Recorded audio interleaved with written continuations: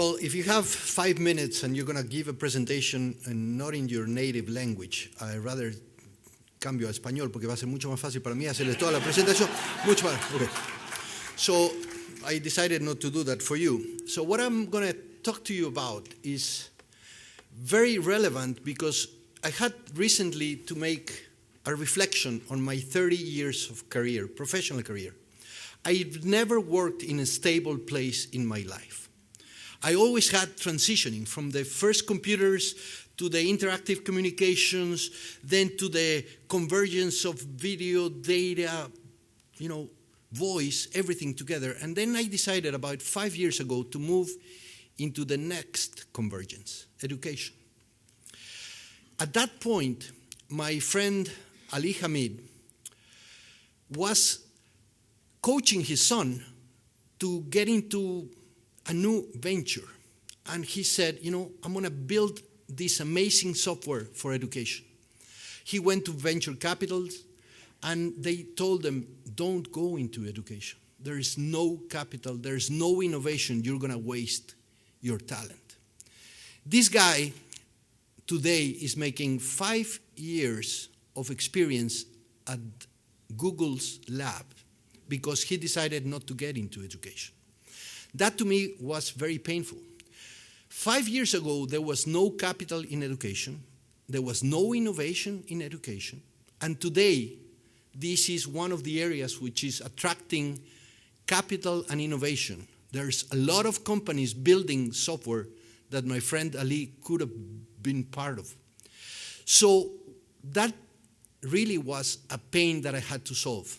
And the way I did it was, I decided to go around the world and find the incubators, the accelerators, the venture capital that were only focused at education.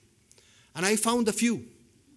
And the first reflection is everybody thinks that innovation is going to come from the well-developed countries. It's going to come from Germany, from Singapore, from the US, from the UK.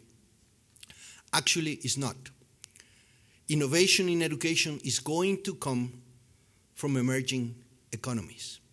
It's going to come from the areas where there's lack of infrastructure, there's lack of language, there's lack of technology. And that idea got me into the best places. I have been, for the past 3 or 4 years, promoting this movement around edupreneurship, global edupreneurship. We all face the same learning challenges around the world, but innovation is not going to happen in these places. I went to Israel. I saw how these challenges about bringing girls into education, but not only that, different religions, having access, having quality of learning around the same type of challenges, but under different conditions. That's where it's going to ignite the innovation in education. That's where you should be looking for. That's where the New Horizon report should be looking at. What are the new innovations around the world? It doesn't matter yet if they are going to make it, if they're going to be the next Coursera and Khan Academy or whatever. What matters is that there's young innovators attracted to education. So since 3 years ago, I spend 1 day a month over Skype talking to frustrated parents, frustrated students, teachers, and trying to get them excited about education, trying to get them to see that they can change now, that they have a voice, that they have an opportunity to change education. I have been around the world. I have given about 37 different keynote speeches in 10 countries about the edupreneurship movement. There's a teacherpreneurship movement today. There should be a parentpreneurship movement. And basically, these 5 minutes of fame tell me that the innovations are coming from Africa, from Asia, from Latin America.